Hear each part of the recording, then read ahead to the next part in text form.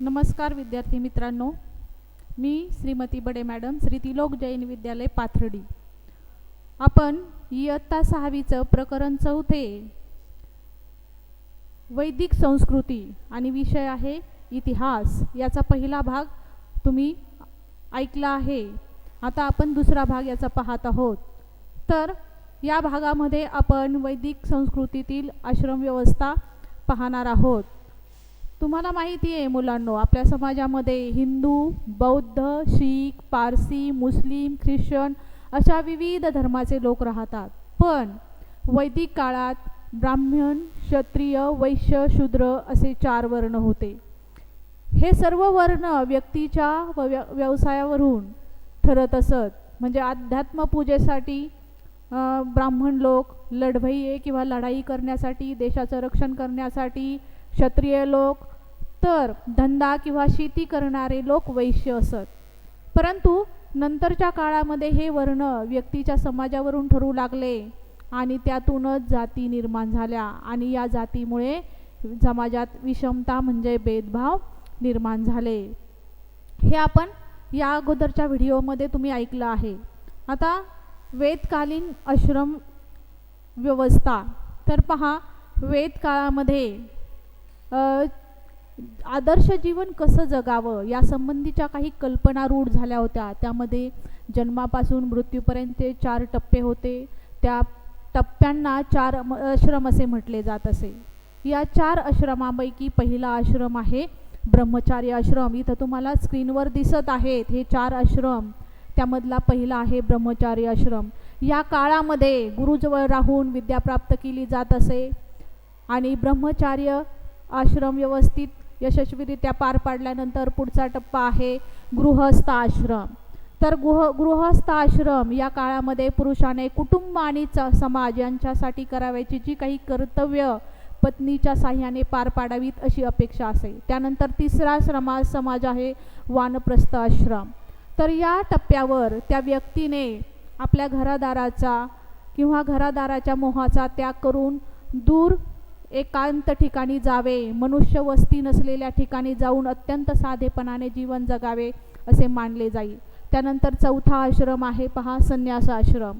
हा सगळ्यात अवघड टप्पा आहे, कारण या टप्प्यावर मनुष्याने सर्व नात्यांचा त्याग करून मनुष्य जन्म याचा अर्थ समजून घेण्यासाठी जगावे. त्या व्यक्तीने फार काळ एका ठिकाणी राहू नये अशी अपेक्षा असे. तर असे होते वेदकालीन 4 आश्रम. त्यानंतर पुढचा भाग आहे पहा, वेदकालीन धर्मकल्पना. आता ज्याप्रमाणे आपण गणपती, महादेव, महालक्ष्मी, हनुमान या देवतांची पूजा करतो, त्याप्रमाणे वेदकालीन लोकांनी सूर्य, चंद्र, वारा, पाऊस, वीज, वृक्ष, वादळे, नद्या यासारख्या निसर्गातील शक्तींना देवतांचे रूप मानले होते. आपल्या जीवनामध्ये सुख समृद्धी नांदावी यासाठी आपण देवांची प्रार्थना करतो. तसेच वेदकाळात निसर्ग शक्ती जीवनदायी ठराव्यात म्हणून लोक त्या निसर्ग शक्तींची प्रार्थना करत असत. या देवांना प्रसन्न करण्यासाठी वेदकालीन लोक यज्ञ करत असत. यासाठी यज्ञामध्ये हे लोक विविध पदार्थांचे अर्पण करत असत. त्या पदार्थांना हवी असे म्हणत. हवी म्हणजे नैवेद्य, आपण त्याला म्हणतो. हवी हा अग्नीमार्फत देवतांपर्यंत पोहोचला जातो. या श्रद्धेने यज्ञ केला जाई. हे यज्ञ पुरोहित करत असत, म्हणजे ब्राह्मण. सुरुवातीला यज्ञांचे नियम सोपे होते, परंतु हळूहळू ते नियम जास्त कडक होत गेले. त्यामुळे या कठीण विधी करणाऱ्या पुरोहितांना जास्त महत्त्व प्राप्त होऊ लागले. त्यानंतर ऋत संकल्पना काय आहे ते आपण समजून घेऊया. आपल्याकडे पहा, उन्हाळ्यानंतर पावसाळा सुरू होतो, पावसाळ्यानंतर हिवाळा सुरू होतो आणि यामध्ये कधीही कोणताही बदल नाही होत. हे सृष्टीचं चक्र आहे आणि हे सृष्टीचे चक्र वेदकालीन लोकांना कळले होते, म्हणून त्यांनी सृष्टीचे व्यवहार कसे चालतात याचा विचार त्या काळातच केला होता.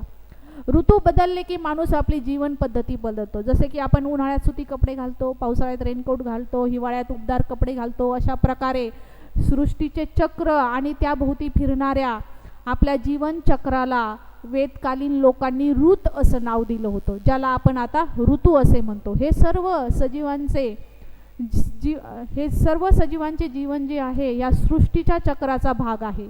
या सृष्टी चक्रात जर काही बदल झाला तर संकटे येतात. जसे की अवकाळी पाऊस पडला तर पिकांचे नुकसान होते आणि त्यामुळे महागाई वाढते. तसे होऊ नये असे आपल्याला वाटत असते आणि प्रत्येकाने त्यासाठी काय करायला पाहिजे, काळजी घ्यायला पाहिजेत. म्हणजे कुणी झाडं तोडू नयेत, सर्वांनी निसर्गाचे रक्षण करावे, मानवनिर्मित आपत्ती येणार नाही असे आपण वागले पाहिजे. असे वागणे म्हणजेच धर्माप्रमाणे वागणे असे वेदकाळातील लोक समजत होते. अशा होत्या ह्या वेदकालीन धर्मकल्पना. त्यानंतर पुढं आहे पहा वेदकालीन शासन व्यवस्था. आता पहा की आपण ही शासन व्यवस्था वेदकाळातली कशी होती ती समजून घेऊया. कोणत्याही देशाचा किंवा प्रदेशाचा विकास हा तेथील शासन व्यवस्थेवर अवलंबून असतो. आपल्याकडे गावचा विकास करण्यासाठी गावचा प्रमुख सरपंच असतो. वेदकाळामध्ये गाव ही संकल्पना नव्हती. त्या काळी वसाहती अस्तित्वात होत्या की त्यांना ग्राम वसाहती म्हणत आणि प्रत्येक ग्राम वसाहतीसाठी एक प्रमुख व्यक्ती असे, त्याला लोक ग्रामणी म्हणत असत. इथं पहा, इथं तुम्हाला स्क्रीनवर दिसतंय की गाव वसाहतीचा प्रमुख हा ग्रामणी असे. आज अनेक गावांचा मिळून एक तालुका तयार होतो आणि अनेक तालुक्यांचा मिळून जिल्हा तयार होतो. तसे या वेदकाळातील वेदकाळामध्ये अनेक वसाहती मिळून एक समूह तयार होत असे, त्याला विश असे म्हणत आणि या विशचा जो प्रमुख असे त्याला विशपती म्हणत. अशा अनेक विश मिळून जन तयार होत असे आणि या जनमधील लोक एका ठिकाणी एका प्रदेशात वस्ती करून राहू लागले, त्या ठिकाणी स्थिरावू लागले. त्या प्रदेशात जनपद असे म्हटले गेले. जनच्या प्रमुखास नृप म्हणजे राजा म्हणत. प्रजेकडून कर गोळा करणे, प्रजेला सुखसोयी पुरवणे, उत्तम राज्यकारभार करणे आणि शत्रूपासून प्रजेचे रक्षण करणे ही राजाची कर्तव्य होती. त्यानंतर पुढचा भाग आहे पहा वेदकालीन राजकारभार. तर पहा, दैनंदिन जीवनातील व्यवहार सुरळीत पार पाडण्यासाठी आपल्याला समाजातील इतर घटकांची गरज असते. आपल्याला लागणाऱ्या अनेक वस्तू आपण स्वतः करू शकत नाही. तसेच राजाला राज्यकारभारामध्ये उत्तम प्रकारे राज्यकारभार चालण्यासाठी मनुष्यबळाची आवश्यकता असते. म्हणून वेदकाळातील राजे उत्तम राज्यकारभार चालवण्यासाठी त्यांना सहाय्य करणारे विविध अधिकारी होते. त्यामध्ये पुरोहित व सेनापती हे विशेष महत्त्वाचे अधिकारी होते. आजच्या सारखा त्या काळी सुद्धा लोकांकडून कर घेतला जाई आणि त्या कर वसुली करणाऱ्या अधिकाऱ्याला भागदूक असे म्हणत. भाग म्हणजे वाटा. जनच्या उत्पन्नातील राजाचा वाटा म्हणजेच भाग आणि वाटा गोळा करणारा व्यक्ती तो भागदूक होय. चांगला राजा तोच असतो जो लोकांचे प्रश्न सोडवतो आणि हे प्रश्न सोडवण्यासाठी वेदकाळात राजाला मार्गदर्शन करणाऱ्या 4 संस्था होत्या. त्या म्हणजे सभा, समिती, विधत आणि जन. तर त्या 4 संस्था आणि त्या संस्थांमध्ये राज्यातील लोक सहभागी होत. वेदकाळात स्त्रियांना महत्त्व होते म्हणून त्या सभा आणि विधत या संस्थांच्या कामकाजामध्ये सहभागी होत. राज्यातील ज्येष्ठ व्यक्तींच्या बैठकीस सभा म्हणत. यामध्ये राज्यातील सर्वसाधारण लोक सहभागी होत असत. त्या मंडळास समिती असे म्हणत. त्यानंतर पुढचा भाग आहे पहा वेदकालीन हिंदू धर्म.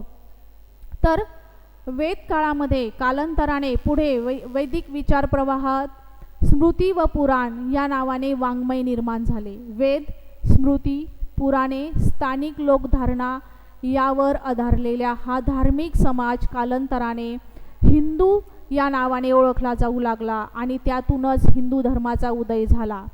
प्राचीन भारतात यज्ञविधी आणि वर्णव्यवस्था यांच्या बाबतीत वैदिक प्रवाहापेक्षा वेगळी भूमिका घेणारे धार्मिक प्रवाह अस्तित्वात होते. म्हणजेच प्राचीन भारतातील धार्मिक प्रवाह आणि वैदिक काळातील धार्मिक प्रवाह यामध्ये विविधता आहे आणि याची माहिती आपण पुढील पाठामध्ये घेणार आहोत. त्यानंतर पहा स्वाध्यायासाठी तुम्हाला इथं काही प्रश्न दिलेले आहेत. त्या प्रश्नांची तुम्ही काय करायची आहेत, उत्तरं वर्गपाठाच्या वहीमध्ये लिहायची. मग ती कोणती आहेत प्रश्न तर वैदिक काळातील लोकांची वस्त्रे, वेदकालीन वाद्य, वेदकालीन 4 आश्रम, वेदकालीन 4 वेद, त्यानंतर वेद काळातील मनोरंजनाची साधने हा जो स्वाध्याय आहे तो तुम्ही वर्गपाठाच्या वहीमध्ये लिहायचा आहे. त्यानंतर पुढं रिकाम्या जागा आहेत त्यासुद्धा वर्गपाठाच्या वहीमध्ये लिहायच्या आहेत की 4 वेदांच्या ग्रंथांना काय म्हणतात, तर तुम्हाला माहिती आहे त्याला संहिता म्हणतात. मग भारतीय संगीताच्या निर्मितीमध्ये कोणाचा मोठा वाटा आहे, तर सामवेदाचा आहे. वैदिक काळात शेती हा प्रमुख व्यवसाय होता. गायींचा उपयोग विनिमयासाठी केला जाई आणि वेदकालीन कुटुंब व्यवस्था ही एकत्र पद्धतीची होती. तर मुलांनो, अशा पद्धतीने हे प्रकरण आपलं इथं शिकून संपलेलं आहे आणि हे तुम्हाला समजलं असेलच अशी माझी अपेक्षा आहे. आणि स्वाध्याय तुम्ही वहीमध्ये लिहायचा आहे. आता पुढच्या व्हिडिओपर्यंत नमस्कार.